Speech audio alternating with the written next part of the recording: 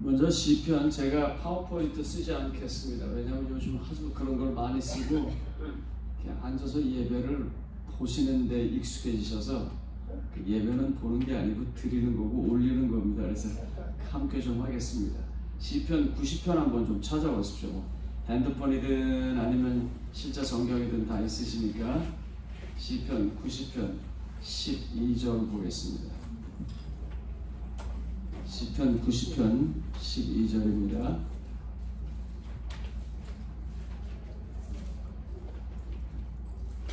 좀 의미가 있기 때문에 같이 한번 읽어보겠습니다. 번역이 좀 다르더라도 같이 시작 한번 읽어주세요. 시작. 다시요. 시작. 우리에게 우리 날 계수함을 가르치사 지혜로운 마음을 얻게 하소서. 질문 한번 드려볼게요, 여러분들. 지금 무슨 생각하시면서 사십니까? 뭐 너무 광범위한 질문이고 또 각자의 답이 다 다르기 때문에 답 안 하셔도 됩니다. 그냥 내가 무슨 생각을 하고 사는지 스스로에게 한번 자문해 보시면 되겠습니다. 저를 예를 들면은요, 제가 오늘은 이거 해야지, 내일은 저거 해야지, 뭐 이렇게 많은 생각을 하는데 그걸 다 감당하려니까 제가 영원히 살아야겠더라고요. 죽을 생각을 조금도 안 해요. 이거 해야지, 저거 해야지. 그런데 제 삶은 그렇습니다. 어제 그제는 장례식에 갔다 왔고요. 그저께죠. 어저께는 병원에 수술하시는 분을 위해서 새벽같이 가서 기도하고 왔습니다. 그런데 그분들의 연령대가 제 나이하고 별 차이가 없습니다. 이제 어느 순간에 그 자리에 제가 있을 것이라고 생각을 하면 갑자기 정신이 이러고 또 생각을 해보는 것입니다. 이 시편 90편은 굉장히 잘 아는 성경입니다. 모세 성경이라고, 모세 시편이라고 되어 있는데 10절 때문에 잘 압니다. 제가 읽을게. 이건 뭐 중요한 게 아니니까. 우리의 연수가 70이요 강건하면 80이라도 그 연수의 자랑은 수고와 슬픔뿐이요 신속히 가니 우리가 날아가나이다. 여기 우리 아주 유명한 가수입니다. 저 홍이삭이라는 분은, 그분이 부른 그 가사 중에 그런 말이 나오죠. 이래도 그렇게 한 날 보내도 그게 주님의 세계라고요. 막 정신없이 살았는데 강건하면 70? 아니 80? 이렇게 가는 그 세월에 아마 여기 대부분의 분들이 걸려 있으실 것입니다. 날아간다 그랬어요.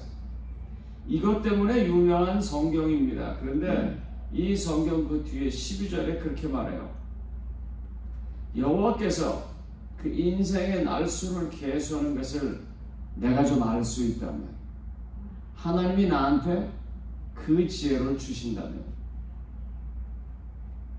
저는 이 말을 많이 생각하고 삽니다. 이 교회에 목사님이 계시고 또 요즘 세상에 얼마나 많은 유튜브에 설교가 있습니까? 제가 요즘은 교회를 잘 못 갑니다. 가기가 여러 가지로 불편해서 어느 교회를 많이 다니냐면 유튜브 교회를 많이 다녀요.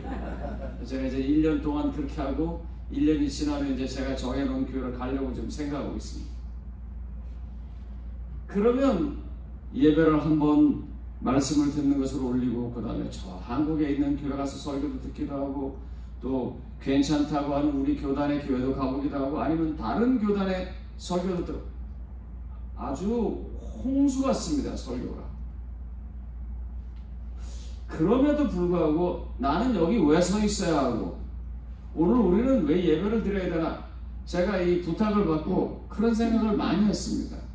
이 교회 목사님도 계시고 요즘은 다 설교에 접할 수 있음에도 불구하고 우리가 모인 것과 다시 예배를 올리는 이유는 무엇인가? 그건 아마 이럴 것이라고 생각합니다. 성경을 통해서 아니면 개인적인 경험을 통해서 하나님을 만나고 하나님을 만나서 들은 기별 그리고 그것에 의한 감동, 그런 것들을 나누는 시간이어야 한다라고 생각하는 것입니다. 아마 오늘 이제 조금 후에 있을 그 교과 공부에도 똑같습니다. 마태복음에 있는 마가복음 4장을 통해서 씨 뿌리는 비유도 공부할 때 그 이미 다 아는 것이지만 그것을 분반으로 나누고 서로 이야기하는 가장 중요한 것은 그 말씀이 내게 와서 나를 두드리고 그리고 내가 느끼고 내가 감동받고 내 삶이 하나님 앞에 한 발 더 가까이 나가는 것들, 그런 것들을 나누자고 하는 것입니다. 그게 안 되면 시간 낭비입니다. 그거 더 좋은 거 많고 얼마든지 공부해서 배울 수 있는 걸 거기 가서 그러고 앉아서 듣고 있는 것, 설교도 마찬가지고요. 그래서 제 마음속에서 오늘의 본문이 굉장히 와닿던 것입니다. 내게 있어서 삶의 시간은 얼마쯤 남아있을까? 남아있는 그 시간을 가지고 내가 무엇을 해야 하나? 하나님께서 그걸 가르쳐 주신다면 얼마나 좋을까? 시편 90편은요, 제일 먼저 그런 바람과 그런 것을 알기 원하는 사람에게 이 말부터 합니다. 시편 90편 4절은 같이 보겠습니다. 시편 90편 4절입니다. 시편 90편 4절 시작하면 같이 보겠습니다. 시작. 주의 목전에는 천년이 지나간 어제 같으며 밤의 한순간 같을 뿐입니다. 하나님이 보시기에 세상이 이렇고 하나님이 보시기에 시간이 이렇고, 그런데 우리가 그 하나님과 연결된다면 바라보는 게 좀 달라야 할 것입니다. 어떠십니까? 요즘 여러분들 건강이 다 좋으십니까? 여기 보면 그저 제 눈에 보기에 제가 잘 모릅니다만 좀 젊어 보이는 분들도 계시고 좀 연세가 들어 보이시는 분들도 계십니다. 한국에 한번 가서 친구를 만났습니다. 근데 친구가 잘 걷지를 못해요. 그런데 테니스장에 나오라는 거예요. 그래서 이제 친구를 보기 위해서 테니스장에 갔습니다. 그랬더니 그 친구가 저를 보면서 하는 말이, 우린 다 병신이야. 무슨 소리야? 그랬더니 걷는 병신하고 못 걷는 병신 둘 뿐이래요. 그러면서 쭉 얘기해. 저기 저 교장 선생님, 이제 뭐 저희 친구들이 다 은퇴를 했으니까 뭐 교장 선생님을 은퇴했거나 뭐 교수님으로 은퇴했거나 목사님으로 은퇴했거나, 저 교장은 저가 지금 뭐 어디 차고 있고, 저기 저 교장은 지금 무릎하기 정상이 아니고, 안타깝지만 현실입니다, 그게. 그런데 하나님의 목전에 천년이 순간 같다라고 생각을 한다면 우리의 이 땅에서 살아가는 어떤 시간에 대한 의미는 조금 다를 것입니다.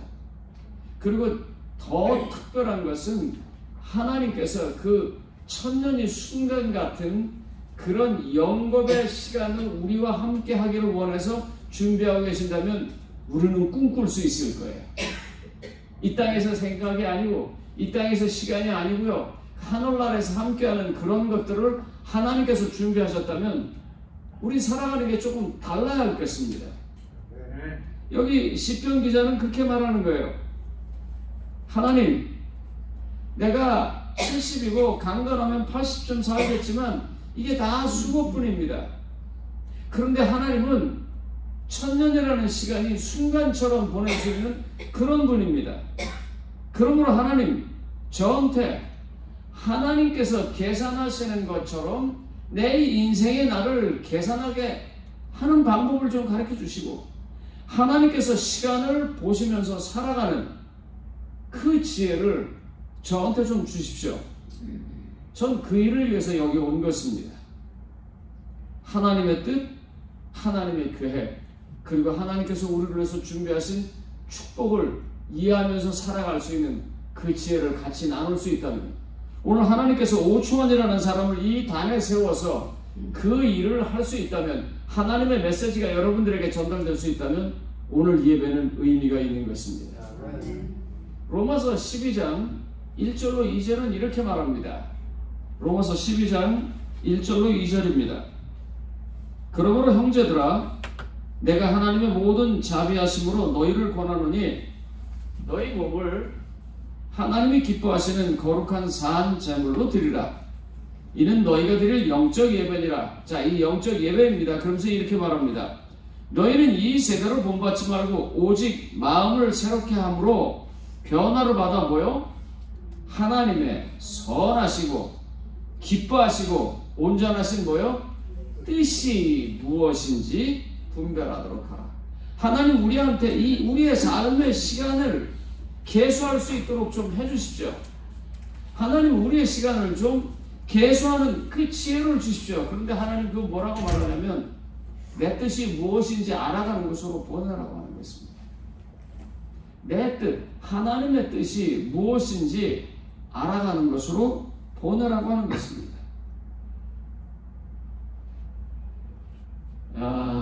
이 초대교회가 구성되기 전에 제일 먼저 두 가지의 중요한 경험을 합니다. 그건 뭐냐면 예수께서 승천하신 경험을 그들이 봤습니다. 예수님께서 자기들 보는 데서 올라갔거든요. 그걸 봤어요. 그리고 돌아와서 어떻게 했어요? 전심하여 기도를 했습니다. 사도행전 1장 14절 같은 데 보면 나오는 얘기입니다. 거기 보면 여자들과 예수의 어머니 마리아와 예수의 아우들과 더불어 마음을 같이하여 오로지 기도에 힘쓰니라 그랬어요. 그런데 그 기도에 참석한 사람들의 이름이 그 앞부분에 나옵니다. 베드로, 요한, 야고보, 안드레, 시몬, 도마, 바돌로메, 마테오, 알페오 아들 야고보, 셀러디, 시몬, 야고보 아들 유다 등등 이런 사람들이 모였다 그랬어요.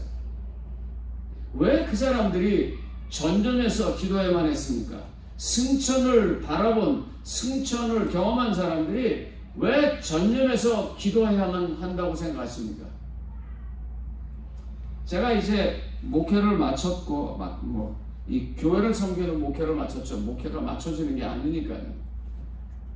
그리고 이제 여기저기에 오라고 해서 가기도 하고, 또 목사님들과 아니면 교회 지도자들과 이야기를 하게 되는데, 그 대부분의 주제는 이렇습니다. 교회를 어떻게 하면 부흥 성장시킬 수 있을까? 그 부분의 이야기를 제일 많이 나눕니다. 그때마다 저는 아주 간단하게 얘기합니다. 제발 부탁이니까 여러분들의 자원과 여러분들의 시선과 여러분들의 바라보는 것을 여러분에서부터 여러분 다음 세대로 그리고 교회로부터 교회 바깥의 공동체로 바라보십시오. 그러면 성공합니다. 그렇게 말합니다. 간단하게 조금 예를 들어서 말씀드리겠습니다. 미국 땅에 제일 처음 온 게 97년입니다. 그리고 98년서부터 97년 정확하게 10월서부터 벌티모어라고 하는 조그만 교회에 있었습니다. 그 교회에 처음에 가니까요, 교인들이 한 60여 명 됐어요. 그런데 왔다 갔다 하다가 보니까 아이들이 와다다다다다 뛰어다녀요. 두세 명이서 아이들을 불렀어요. 야, 니들 왜 여기 있냐 했더니 우리는 갈 데도 없고 할 데도 없다는 거예요. 할 것도 없다. 그 보니까 교회가 하나 있고 그 옆에 부엌이 있고 부엌 옆에 교실 하나 만들어 놓고 거기서 이제 아이들을 한 달에 한 번 스펜서빌 교회에 있는 목사님이 오셔서 가르치는 거예요. 그런데 가르칠 때도 부엌 옆에니까 어떻게 해요? 따다다다다 도마 치는 소리, 그릇 닦는 소리, 집사님들이 뭐 고춧가루 갖고 와라 뭐 하는 소리, 그런 속에서 아이들이 예배를 드리는 거예요. 그래서 제가 얘기를 했어요. 이렇게 해서는 안 된다고. 제일 먼저 한 게 뭐냐면 그 한 달에 한 번씩 오는 목사님은 오지 말라 그랬어요. 제가 오지 말라 그러고 저희가 목사님을 선정을 했습니다. 상당히 돈이 들어가는 일이죠. 하지만 투자를 했어요. 두 번째로 한 일이 뭐냐면 그 아이들만을 위한 장소를 별도로 마련을 했습니다. 트레일러 하나 갖다 놨어요. 그리고 마련해 놨어요. 그러고 난 다음에 4년 만에 교회는 출석 인원이 130여 명 정도 되는 교회가 되었습니다. 어른들은요, 죄송합니다. 여러분들은 여기 목사님이 계시든 안 계시든 교회 거의 나올 겁니다. 조금 자녀네 계획은 여러분들은 교회 아닌 다음에 갈 데도 별로 없어요. 네? 그렇잖아요. 우리 솔직한 현실입니다. 하지만 저 아이들은요, 선택할 것도 많고 갈 데도 많습니다. 그러나 저 아이들한테 투자해야 일이 진행되는 것입니다. 그러고 난 다음에 제가 가든그룹에 왔습니다. 저 두 분 계실 때 제가 왔습니다. 가든그룹에 왔더니 저 오고 나서 두 달 있다가 저 청년 목사님께서 이제 부목사님으로 계셨던 청년 목사님께서 법대 진학을 했다고 가시겠다는 거예요. 여러분, 여기서 중요한 거 좀 하나 말씀드리겠습니다. 제가요, 목회를 관두고 어디 취직을 했을 때 목회에서 돈을 버는 것보다 많이 벌 수 있는 것 거의 없습니다. 저요. 다른 목사님들은 아니고 저요. 그런데 영어부에 계시는 목사님들은요, 만약에 목회를 관두고 밖에 나가면 취직해서 그거보다 훨씬 더 돈을 많이 벌 수 있는 잡들을 가질 가능성이 많습니다. 그런데 가만히 보니까요, 이 국어부 교회요, 이제 여러분들 같은 교회는 목사를 덜 볶아요. 여러분들 덜 볶습니다. 여러분들 안 볶는다 그래도 볶아요. 그런데 덜 볶는 것만큼 뭘 더 하시냐면, 그만 얘기하라고 마이크를 줄이셨어요. 뭘 더 하냐면 사랑을 더 많이 하세요. 그래서 국어부 목회자들은요, 분명히 성도님들한테 시달리는 것도 있지만 굉장히 사랑을 받습니다. 굉장히 많이 받아요. 그런데 애석하게 이거 좋아요. 괜찮아요. 애석하게 우리 영어부 형제들이 목회자를 덜 볶는 걸 배웠어요. 그게 덜 볶아요. 그런데 국어부 어른들 마냥 목회자를 사랑하는 건 못 배운 것 같아요. 여러분, 지금 미주에 한인 신학과 학생이 한 명 있습니다. 미주 전체에 신학과 학생이 한국계는 한 명이 있다고요. 그러니까 지금 각 교회에서 영어부 사역자를 찾으려도 찾을 수가 없어요. 그리고 영어를 잘하는 한국에서 공부한 목사님들도 기회만 되면 이 교회를 벗어나서 다른 데로 가려고 해요. 심히 걱정입니다.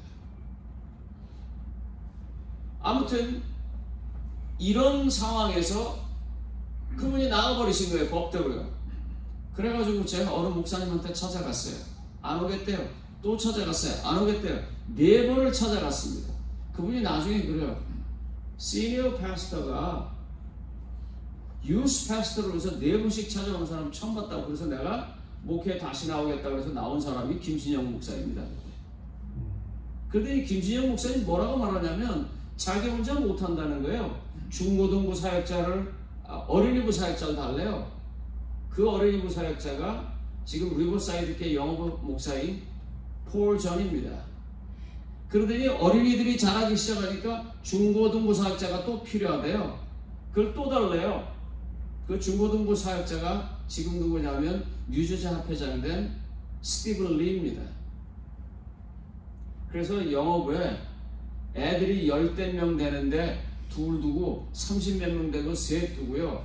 100명 가까이 될 때는 4명을 뒀습니다. 이쪽 국어부에는 출석 인원이 200명이 넘는데도 저 혼자 있고요. 제가 지금 저 자랑하는 것입니다. 뭐냐면 어디를 바라보고 어디에 투자해야지 교회가 성장하는지가 보여진 거예요. 이제 사람들이 이렇게 만나면 그런 얘기를 해요. 목사님 어떻게 하면 돼요? 그럼 제가 꼭 얘기합니다. 제발 시선을 여러분들로부터 돌려서 타인을 향해서 돌리라고. 다음 세대를 향해서 돌리고. 우리가 요것까지는 좀 하는데 그 다음에 안 하는 게 뭐냐면 공동체를 향해서 하는 걸 안 합니다. 우리끼리 모여서 우리끼리 예배드리고 우리끼리 잘하고 우리끼리 즐겁고 우리끼리 모이고 클럽 같아요. 여러분들 교회 오셔서 잘 모르는 분들의 얼굴을 보세요? 안 그러죠? 그리고 오히려 얼굴 모르는 사람, 이름 모르는 사람 있으면 불편하시죠? 이게 재림교회 하나의 안 좋은 습관이고 전통입니다. 교회는 살아있는 생명체이기 때문에 끊임없이 성장하게 돼서 계속해서 사람들이 들어와야 되는데 그렇게 안 하고 맨날 아는 사람, 모여있는 사람, 똑같은 사람들끼리 즐겁게 시간 보내는 거예요. 교회 성장이 안 됩니다. 그러다가 보니까 어느 순간에 자기의 날이 계수함이 다 되고 떠나갈 때쯤엔 아무것도 남아있는 것이 없는 것입니다. 제가 이 교회 올 때 굉장히 두려웠어요. 왜냐면 이 교회 가서 내가 무슨 말을 어떻게 할지를 모르니까요. 그 와보니까 예배 스타일도 다르고 부르는 찬양도 다르고 많은 게 달라요. 그런데 대개 다 이런 것들이 프로액티브예요. 저 굉장히 감동이었었어요. 특창을 못하면 어때요? 좋은 특창하는 사람 얼마나 많아요. 이렇게 할 수 있는 거예요. 여러분 죄송합니다. 복음성가 부른다고 많은 교회들이 그것 때문에 갈등을 느끼는데 여러분의 아이들이 지금 무슨 비트를 듣고 무슨 음악을 들으면서 사는지 한번 보세요. 그런 아이들 갑자기 어느 날 교회 와가지고 옛날 저 바로크 시대 때 불렀던 그런 음악을 갖다 들으면서 하라고 그러면 걔들이 항했냐고요. 왜 그런 비본질적인 요소로 교회가 그렇게 시끄러운지 모르겠어요. 근데 여러분들은 지금 그쪽을 향해서 굉장히 많이 나가는 것 같아요. 그런데 뭘 자꾸 느끼냐면 제가 그냥 그렇게 하기는 하는데 이건 제 느낌에 틀릴 수 있어요. 그냥 거기까지만인 것 같아요. 여기서부터 하나 더 이 브레이크스루 하는 거 그걸 위해서 뭘 하는 것 같은 게 제가 안 느껴져요. 처음 왔는데 그 세팅은 다 하신 것 같아 보니까. 그런데 저 같으면 그렇단 말이에요. 시간이 별로 없고 끝이 가까웠는데 안타까운 거예요. 애처로운 거예요. 하나님께서 내 나라의 계수함을 보니까 벌써 거의 다 지나갔어요. 여러분들은 어떠세요? 하나님께서 여기서 우리의 예배를 받으실 때 뭘 받으시겠어요? 우리가 내는 그 조금 많이 혹은 조금 적게 내는 그 달러요? 여러분 왜 비트코인이 올라간다고 생각하세요? 그 당장 어디 가서 뭐 사고 팔고 할 수 없는 거예요. 그런데 그 사람들의 생각이 뭐냐면 언젠가 세계의 기축덩어리 이 달러가 휴지 조각이 될 수 있는 날이 올 거라고 생각하는 사람들 그러는 거예요. 그런데 하늘나라에서는요 그거 아니더라도 아무 의미 없는 거예요. 그럼 우리가 그걸 드리러 여기 와요? 아니면 늙어가는 이 모습 이 인간 여기 와서 앉아있는 이걸 드리러 와요? 물론 받으세요. 그리고 기뻐하세요. 하지만 조금 더 하나 더 나가는 거 그거 좀 하면 어떨까요? 아멘. 지금 우리가 그게 안 되는 것입니다. 그래서 그 일을 위해서 교회가 성장하는 일에 이 두 번째가 안 돼요. 뭐가 안 되냐면 기도하는 게 안 돼요. 우리 다 기도했는데 목사님 무슨 소리에 시작할 때도 기도했고 끝날 때도 할 것이고 밥 먹을 때도 할 것인데 지금 그런 기도를 말하는 게 아닙니다. 모여서 전념으로 기도했다고 그랬어요. 그게 뭐라고 생각하십니까? 뭐라고 생각하세요? 자, 그 기도하는 사람 중에 누가 있냐면 베드로가 있습니다. 열심다운 시몬의 눈에 베드로가 어떻게 보일 것 같습니까? 저 인간 말이야 나이 먹어가지고 지가 나가서 나는 절대로 안 그럴 거라고 그러더니 가갖고 대놓고 예수 3번씩이나 부인하고 주님께서 오라고 그랬다고 쪼르러 가갖고 저기 앉아있네. 그런 생각이 없을 것 같으세요? 있을 겁니다. 마태가 이렇게 생각할 수 있어요. 저거 맨날 나 세리라고 욕하고 그러더만 제대로 독립도 못하고 괜히 칼 들고 돌아다니다가 쟤 때문에 얼마나 많은 사람이 죽었는데 충분히 그렇게 생각할 수 있어요. 입장이 다르면은요 결론이 다르고 그것 때문에 굉장히 다른 차이가 있을 수 있습니다. 기도에 전념하는 거는요 그런 생각을 가진 사람들이 한 곳으로 시선이 향할 때까지 기도하는 것을 말하는 것입니다. 아멘. 교회가 성장하고 교회가 발전하려면요 제일 문제가 되는 게 이게 안 되는 거예요. 뭐 위치가 적다, 시간이 나쁘다, 뭐 로케이션이고 뭐 그런 거는요 하나님한테 하도 문제가 안 됩니다. 하나님에게 문제가 되는 거는요 교인들이 다 모여서 그 전념해서 하는 기도, 그래서 그들이 드디어 기도를 통해서 한결같이 그 시선이 하늘로 향하는 것입니다. 한번 볼게요. 왜 그게 필요한지요. 마태복음 18장 24절로 28절 보겠습니다. 마태복음 14장 24절로 28절. 저 시계 맞죠? 40분입니다. 그죠? 네. 예. 제가 시계를 안 채고 왔습니다. 그래서 마태복음 18장 24절로 28절 같이 읽어보겠습니다. 시작. 결산할 때 10,000달란트 빚진 자 하나를 데려오매. 아직 못 찾으셨군요. 마태복음 18장 24절로 28절. 마태복음 18장 24절로 28절. 제가 읽겠습니다. 결산할 때 10,000달란트 빚진 자 하나를 데려오매 갚을 것이 없는지라 주인이 명하여 그 몸과 아내와 자식들과 모든 소유를 다 팔아 갚게 하라 하니 그 종이 엎드려 절하며 이르되 내게 참으소서 다 갚으리다 하거늘 그 종의 주인이 불쌍히 여겨 놓아 보내며 그 빚을 어떻게 해요? 다 없애줬다 그랬어요. 그런 하나님께 우리의 시선이 집중돼야 합니다. 내 모든 문제를 해결해 주신 그분, 내가 가지고 있는 그 많은 아픔, 그 많은 죄, 그 많은 더러운 것, 그런 걸 다 용서해 주신 분, 그분께 시선이 집중되고 나면 조금 생각이 달라집니다. 이 사람이 나가고 누구를 만나냐면 자기한테 100데나리온 빚진 사람을 만납니다. 한 데나리온이 그 하루 품삯이니까요. 요즘 뭐 이 LA 가서 식당에 뒤에 있는 그 설거지하는 히스패닉 형제들 시간당 35불 안 주면 안 온대요. 그냥 계산하기 쉽게 30불 잡고 하루에 10시간 일하면 그 아이들한테 하루에 300불 줘야 돼요. 그러면 100일 치면 얼마입니까? 3만 달러입니다. 적은 돈 아닙니다. 그걸 빌려가고 안 갚으니 피 같은 돈인데 그걸로 애 교육도 시켜야 되고 남편 약도 사줘야 되고 뭐 할 게 얼마나 많아요. 그러니까 목을 잡을만 해요. 절대로 그게 잘못된 게 아니에요. 돈 빌려간 놈한테 가서 돈 달라는 게 잘못된 게 아니에요.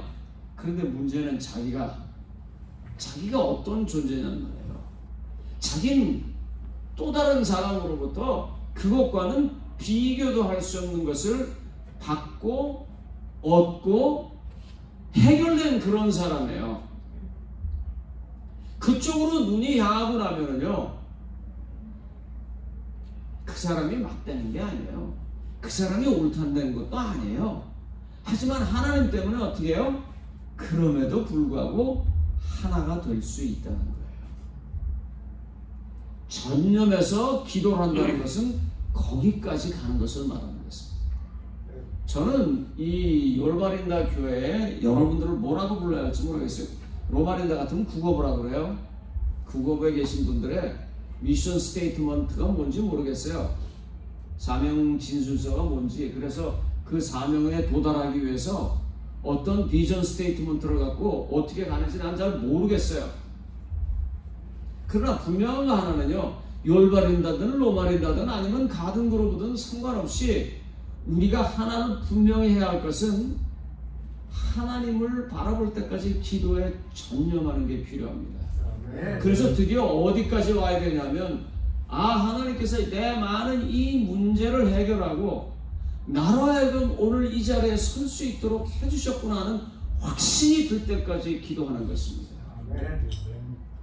뭐 우리 저 해숙 씨도 있고 다 아시지만 우리 성민이, 우리 고등학교 동창이 얼마 전에 죽었습니다. 제가 그 맨 마지막 바로 그 떠나기 시점 바로 전에 가서 내가 그랬어요. 내일 네가 무슨 일이 벌어질지 몰라도 오늘 하루만큼은 하나님께서 내게 나를 주셨다고 하는 기쁜 마음으로 살라고 그랬어요. 왜요? 1만 달란트를 용서받았습니다. 그 1만 달란트에는 죽음이라는 것도 들어가는 것입니다. 그 죽음이라는 선을 넘어갈 수 있다는 그 능력도 거기는 있는 거예요. 거기에 이르기까지 모두가 기도할 때요, 아마 이런 걸 위해서 기도해야 할 때, 하나님 우리의 미션 스테이트먼트가 뭡니까? 우리가 기도로 그걸 좀 하나 돼서 적게 해주십시오.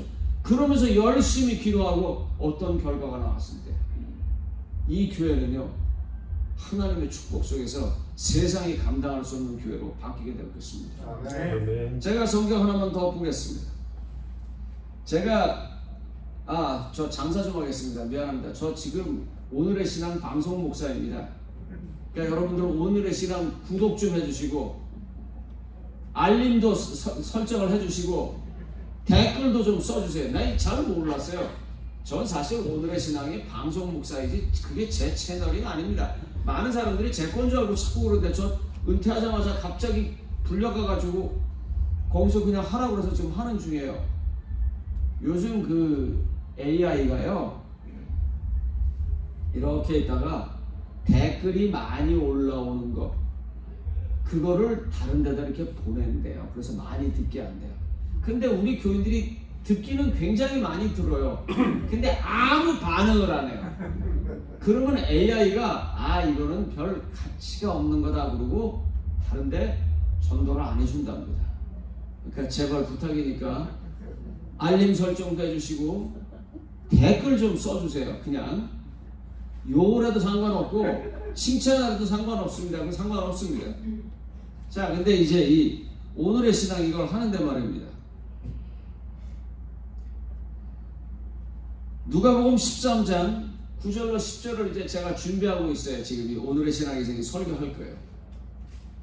한번 보세요. 요거는 같이 보고 끝내야 합니다. 이제 제 시간이 거의 다 돼가니까. 누가복음 13장 9절로 10절. 누가복음 13장 9절로 10절. 이후에 만일 열매가 열면 좋거니와 그렇지 않으면 찍어버리소서 하였다 하시리니 예수께서 안식일에 한 회당에서 가르치실 때에 예수님이요 비유로 얘기하는데 이 비유를 얘기해요. 누가복음 13장 9절로 10절입니다. 누가복음 13장 9절로 10절 비유로 얘기하는데 어느 날 포도원 지기가 왔어요. 다시 말하면 랜로드가 왔어요. 그래갖고 뭐라고 하냐, 야, 이 포도원에 3년씩이나 투자했는데 이게 왜 아무것도 없냐? 그러니까 그 포도원 관리인이 매니저가 말합니다. 하나만 더 시간을 주십시오. 하나만 더 시간을 주면 내가 두루 파서 거름도 주고 물도 주고 그래서 한 번 더 해보겠습니다. 여기까지 이야기가 끝나고요. 그 다음에 얘기가 없어요. 어떻게 됐을 것 같습니까? 그 다음에 열매가 열렸을 것 같습니까? 안 열렸을 것 같습니까? 열렸을 것 같아요. 감사합니다. 안 열렸을 것 같아요. 잘 모르겠어요, 저도. 그런데 열매가 뭔지는 성경에 설명을 하고 있어요. 이때 말하는 열매가 뭔지 그게 뭐냐면 예수께서 안식일에 회당에 들어가서 어떻게 해요? 18년 동안 허리가 꼬부라져 있는데 특별히 귀신 들려서 되어 있는 그 여인을 고쳐줍니다. 거기서 말하는 열매가 뭔지 알 수 있는 대목입니다. 우리가요 크리스찬임은 1만 달란트 빚진 것 용서받은 크리스찬이면 우리가 그리스도의 자녀라면 요한복음 1장 12절에 있는 말씀처럼 하나님의 자녀가 되는 권세를 주셨으냐는 그 권세를 받은 사람이냐면요 우리의 삶에 안식이라는 열매가 있어요. 예수님께서 그걸 말하려고 거기까지 딱 얘기해놓고 그 다음에 18년 동안 허리를 못 쓰는 사람을 안식일날 고칩니다. 뭐예요? 하나님의 주권이 18년 동안 병 걸린 사람도 고쳐줄 수 있다고. 하나님의 주권이 죽음 속에 있는 사람도 해결할 수 있다고. 그래서 오는 그 안식의 열매가 맺히는 것을 말하는 것입니다. 우리 이 yorbalinda 교회가요 그런 하나님의 주권의 장소가 되고 이 안식일에 모였다고 하는 것이 바로 그와 같은 일. 그래서 사도행전 1장 8절에 나의 증인이 되리라 했을 때 그런 증인이 되는 것입니다. 저 사람들을 만나니까 내가 암에 걸렸는데도 저 사람하고 있으면 위로가 돼. 용기가 나. 저 사람들을 만나니까 내가 지금 가난한데도 걱정을 좀 안 해도 될 것 같아. 저 사람들과 같이 있으니까 내가 이제 곧 죽을 것 같은데 이 죽음도 지나갈 수 있을 것 같아. 왜? 저 사람들은 꼭 예수님 같아. 저 사람들은 꼭 예수님 같아. 그런 증인이 되는 것을 말하는 것입니다. 하나님의 주권이 거기까지 가 있는 것을 말하는 것이죠. 우리가 그와 같은 일들을 끊임없이 하기 위해서 하나님을 바라보고 기도에 전념하면서 하나 되는 일이 이루어져야 하는 것입니다. 아멘. 제가 하나님께 감사하는 한 가지 경험을 말씀드리고 오늘 말씀의 대화를 끝이려고 합니다. 전 사실 목사하고 싶은 생각이 전혀 없었던 사람입니다. 우리 김혜숙 집사님이 저 고등학교 동창인데 저희 동창들이 저한테 늘 이렇게 얘기를 해요. 우리 반에서 미스테리가 있다면 너다. 네 놈이 제일 목사가 안 될 줄 알았는데 네가 목사 됐구나 하는 소리를 저분도 하셨고 뭐 여러분들이 하세요. 그런데 그때마다 제가 한 번도 거기에 대해서 부정을 한 적이 없습니다. 왜냐면 저도 목사하고 싶은 생각이 전혀 없었던 사람이고 제게 어떤 소명 같은 것이 있었던 사람이 아닙니다. 그런데 이게 막 몰려가서 그렇게 됐어요. 그런데 이 몰아가는 과정 중에 벌어졌던 일 하나를 제가 말씀드립니다. 제가 병원에서 원목을 하는데 어떤 분이 이러고 들어가요. 이러고요. 이러고. 그래서 뭐 병원에서 환자들이 많으니까 저분이 허리가 아파서 오신 분이구나. 그러고서는 이제 멀리서 이렇게 다리를 질질 끌고 가는 분을 봤어요. 근데 조금 있다가 응급실에서 전화 왔어요. 그분 이제 응급실로 가셨는데 목사님 중에 한 분이 좀 와셨으면 좋겠습니다. 그때 제가 목회자 중에서 제일 나이 어린 목회자였었어요. 그러니까 당연히 그런 일은 제가 하는 일입니다. 그래서 제가 네 그러고서 이제 갔어요. 그랬더니 어떤 분이 입원해 계세요. 구로동 지역에서 오신 분이에요. 기도를 해달래요. 그래서 이제 기도를 했습니다. 그리고 그분이 어디가 아픈지 뭐 하는 분인지 아무것도 모르고 이제 그렇게 기도를 하고 그리고 다시 사무실로 왔어요. 3일인가 있다가 중환자실에서 연락이 왔습니다. 목사님 어떤 환자분이 목사님 찾으세요. 그래서 갔어요. 그때 갔을 때가 3시 한 반에서 4시 정도 됐을 때예요. 이제 조금 있으면 5시에 퇴근이니까 이제 퇴근하려고 그러는데 오라는 거예요. 갔더니 이분이 딱 누워 있습니다. 누워서 이렇게 말해요. 목사님 죄송한데요. 저 부탁이 있습니다. 그래서 예 말씀하십시오. 그때 보니까 그분이에요. 이 다리 질질 끌고 들어오시던 그분이에요. 척추에 암이 생겼는데 그걸 모르고 일하다가 그날 너무 아프니까 응급실로 들어온 거예요. 그런데 그 암이 3일 만에 온몸에 다 퍼졌습니다. 신경외과 의사 선생님이 저한테 이거 학회에다 보고해야 된다 그랬어요. 근데 이분이 누워가지고 이렇게 말해요. 목사님 부탁이 있습니다. 그래서 예 말씀하십시오. 그랬더니 목사님 제가 평생 제 아내에게 한 번도 잘해준 적이 없는데 이제 마지막으로 치료비까지 아내에게 물리고 갈 수가 없습니다. 그러니 저 치료비 좀 받지 말아주십시오 그래요. 그래서 선생님 그건 제 소감 바뀝니다. 그러나 제가 병원장님한테 가서 말씀드리겠습니다. 그래서 그때 치료비 안 받았습니다. 그 다음에 두 번째로 뭐라고 하냐면 목사님 주영복 목사님한테 연락을 해서 저 장례식 좀 치러주십시오 그래요. 그분이 아마 주영복 목사님이 계셨던 교회 교인이었던 것 같아서 그거 제가 해드리겠습니다. 근데 이 세 번째가 이제 문제예요. 뭐라냐면 목사님 제가 죽을 때까지 제 옆에서 떠나지 말고 계셔주십시오. 아니 언제 죽을 줄 알고 근데 거기서 그렇다고 내가 아니요 그럴 수는 없잖아요. 그래서 그럼요 걱정하지 마십시오. 그리고 이제 앉아있는 것입니다. 전 삼식이거든요. 하루 3끼 꼬박꼬박 먹어요. 5시가 됐는데 이분이 안 돌아가세요.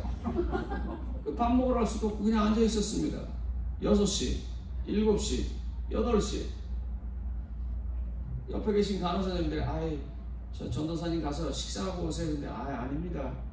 그러고서 이제 그냥 앉아있는 거예요. 근데 이분이요 나빠지는 게 눈에 보여요. 확 나빠지는 게요.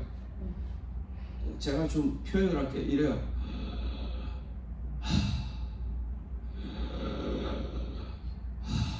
내가 이러고 그냥 가만히 있는 거예요. 그럼 내가 김 선생님 간호사를 불러와갖고 막 치고 흔들고 그러면 그럼 저도 그런데 이 인터벌이 점점 빨라지는 거예요. 이게요. 그러다가 한 번은 뭐예요 이렇게 전기 충격기요.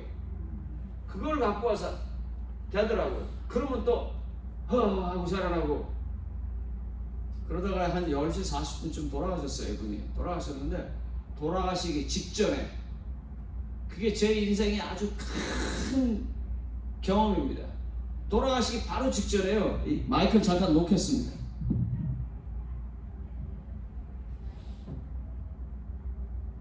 갑자기요, 눈을 확 뜨더니요, 손을 확 잡고 이러는 거예요. 그러니까 제가 얼마나 놀라겠어요. 그 숨도 제대로 못 쉬던 양반이 갑자기 양손을 딱 붙잡고 하늘을 향해서 이러더니 눈을 똑바로 뜨고 이러고 있다가 손이 스르르 내려가고 운명하셨습니다. 그런데 그때 제가 무슨 느낌이 들었냐면요, 이분이 지붕을 보는 것 같지 않아요. 지붕을 보는 것 같지 않고 지붕 너머에 뭐를 보는 것 같아. 아주 이 양쪽으로 붙잡고 얼마나 간절하게 이렇게 그 눈빛이, 말은 못하니까, 그러더니 손을 스르르 내리더니 돌아가셨어요. 제가 돌아가셨다고 이제 간호사가 와서 보고 이제 돌아가셨다고, 그 다음에 그 영안실로 내려가기 전에 제가 좀 이상한 짓을 했어요. 무슨 짓을 했냐면요, 이 머리를 붙잡고 이렇게 움직여 봤어요. 안 움직여요. 손톱서부터 파랗게 이렇게 오기 시작하더라고요. 아직 여기를 손을 집어넣으니까 여기는 따뜻해요. 근데 여기는 얼음장 같아요. 제가 보면서 이게 뭐지? 조금 전에 살아있던 사람이 말해요. 풀과 몇 분 후에 나무 토막 같아요. 그분을 이제 그 영안실에서 사람들이 오셔서 드는데, 이렇게 드는데 나무 토막처럼 이렇게 들리더라고요. 이 다 몸이 굳어져가지고. 그런데 제 마음속에서 잊지 못할 건 뭐냐면 그 천장 너머를 바라본 그의 눈과 기도.